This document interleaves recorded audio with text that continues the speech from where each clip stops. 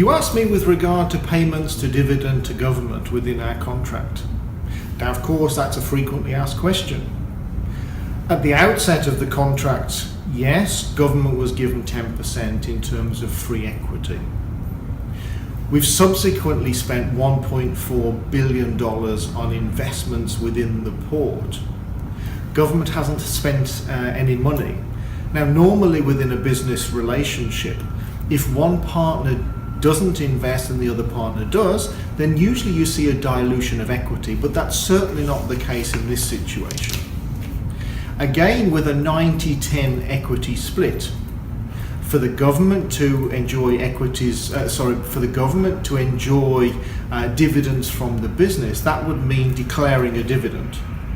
So 90% of the dividend will be taken away and 10% retained here in Panama.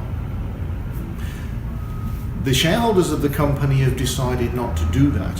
What they decided to do was to reinvest all of the profits back into the business here. Again, that amounts to $1.4 billion. I think that's a very noble gesture from the shareholders to be agreed on that respect. What of course we also have to recognize is that the government is getting significant value in terms of because of the investment. What we see is the growth of the asset becomes very, very huge. Should that be realized, then of course the 10% interest in the port is significantly higher. What we also have to recognize is the fact that for each container moved, the government gets a royalty. Those royalties are worth in excess of $250 million.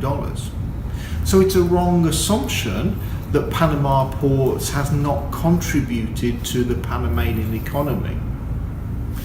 As well as the investments in the port and the royalties, we have an annual salary bill in excess of about $87 million. That's $87 million that goes back into the national economy in terms of taxes and spending and all of those sort of areas. In addition to that, even what we also see is that we're very, very committed to using Panamanian companies as vendors. So there's also significant value reinvested back into the Panamanian economy. So it's right that we've only paid $1 million so far, but importantly that $1.4 billion worth of investment and the growth in the asset value is significant.